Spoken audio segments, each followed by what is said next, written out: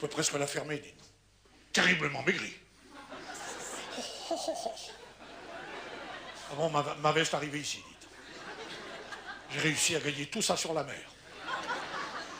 À la suite d'un pari que j'ai fait et que je ne regrette pas. Figurez-vous qu'à la fin d'un bon repas, au moment où on apporte les pâtisseries, quelqu'un me dit, monsieur, pourquoi n'écririez-vous pas un monologue sur la fin dans le monde? Je dis, monsieur, parce que ce serait pas drôle. Il me dit, si c'est vous qui crevez de faim, les gens vont mourir de rire. Alors j'ai dit, si c'est ça, d'accord, je m'y mets, et tout de suite, j'ai repoussé les pâtisseries et j'ai quitté la table. Comme j'avais un peu oublié ce que c'était que d'avoir faim, j'ai fait maigre. C'est-à-dire que j'ai jeûné. Ça s'est vu tout de suite, on a dit, tiens, le vieux jeûne. Et dès que je me suis senti le ventre creux, j'ai compris que la fin était proche. Je suis rentré chez moi et j'ai écrit le commencement de la fin. Il était une fois la fin. Et pendant toute l'histoire, je n'ai fait que parler de la fin, la fin. C'est bien qu'à la fin, j'étais pris d'une telle fringale. J'ai pris mon manuscrit, je l'ai glissé dans ma poche, je me suis précipité chez le pâtissier le plus proche. Et devant la pâtisserie, il y avait un pauvre qui m'en dit, monsieur, s'il vous plaît. Alors je lui ai dit, ce que je réponds toujours en païka, j'ai déjà donné. Oh, dis pas à moi. Je suis un nouveau pauvre. Je ne suis encore sponsorisé par personne. J'ai dit que ne le disiez-vous. Alors j'ai donné une pièce comme ça en lui disant, dites bien partout que c'est moi qui vous l'ai donné. Il dit, oui monsieur, il est entré dans la pâtisserie. Je me retourne et je vois derrière la vitre, parmi toutes sortes de gâteaux, un millefeuille, épais comme ça, nappé de sucre glace blanc, avec de la crème qui débordait entre chaque feuille. Et aussitôt, j'entends une voix intérieure qui me dit, tu vas tout de même pas manger ce millefeuille à toi tout seul. Et puis une autre voix intérieure encore plus profonde. Chiche. Oh, j'en étais bien capable. Et puis une troisième voix intérieure que je ne connaissais pas. Tu vas partager ce millefeuille en 3. Tu en donneras 2 tiers au tiers-monde. Et tu garderas le 3e pour toi. Là, je me suis dit, je ne veux pas marchander, mais 2 tiers pour le tiers-monde, est-ce que c'est pas un tiers de trop? Est-ce que ça leur parviendra? Pour peu qu'il y ait un intermédiaire indélicat qui se moque du tiers-monde comme du quart, et qui dévie un des 2 tiers à des fins personnelles, je préférerais manger les 3 tiers en entier, au moins je saurais où ça va. Puis la question s'est posée, où manger un pareil millefeuille? Mais parce qu'un pareil millefeuille, on ne peut pas le manger devant tout le monde. Mais ce serait indécent. Mais il faut se cacher. Mais se cacher, où se cacher? Dans l'église? Eh oui, pourquoi pas? Oui. Mais si le curé me surprend, je ferai semblant de feuilleter. Plutôt derrière un pilier, il y a Dieu là-haut qui vous voit, lui. Alors, on joue les Don Camillo. Moi qui te prenais pour la crème des hommes. Mon Dieu, ce ne sont que de pauvres feuilles. Oui, mais il y en a 1000.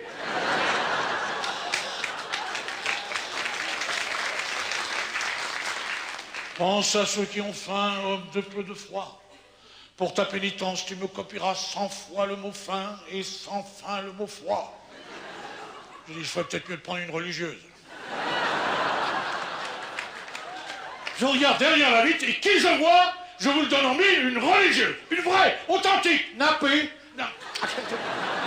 avec 2 gaufrettes, des cornettes.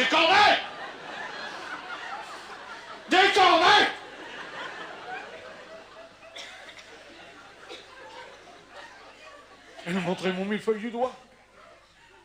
Oh, j'ai frappé la vitre. Master.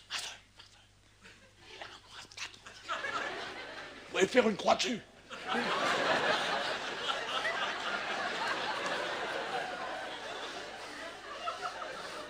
Comme elle semblait ne pas comprendre, j'ai essayé de l'influencer mentalement, de dévier son doigt. Prends pas ce millefeuille.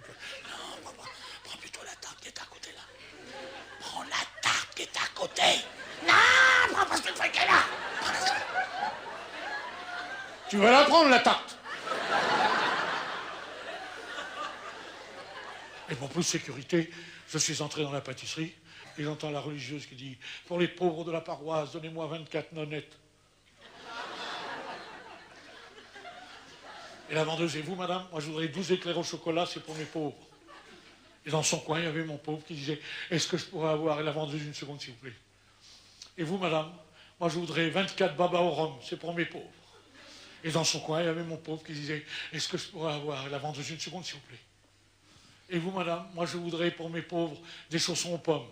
Combien? 15 paires.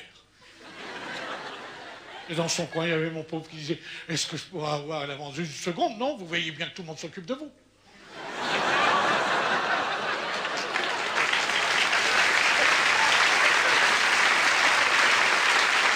Et la vendeuse qui me dit « Et vous, monsieur ?» J'ai dit « Moi, je voudrais ce millefeuille qui est là, s'il vous plaît. » Et de l'autre côté de la vitre, je vois deux grands yeux de gosse qui regardaient ça dans un petit visage défait.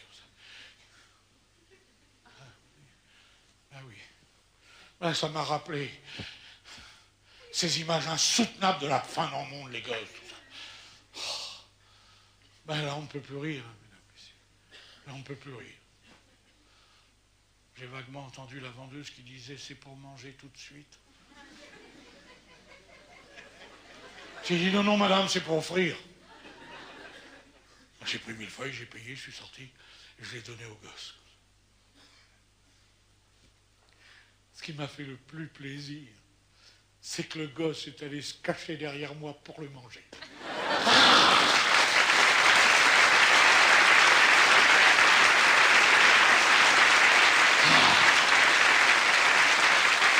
D'autant que les gens s'étaient arrêtés.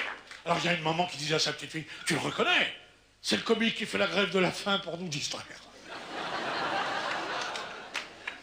Et la petite fille qui disait « Maman, qu'est-ce que ça mange un comique ?» Ben là, l'homme de spectacle que je suis a repris le dessus. J'ai sorti mon manuscrit de ma poche, j'ai mordu dedans à pleines dents. J'ai dit « Il est bon. » Et j'ai mangé tout mon manuscrit, feuille après feuille. Sauf la dernière. Alors les gens qui veulent toujours connaître le mot de la fin. Pourquoi mangez-vous pas la dernière feuille? Et la part du pauvre?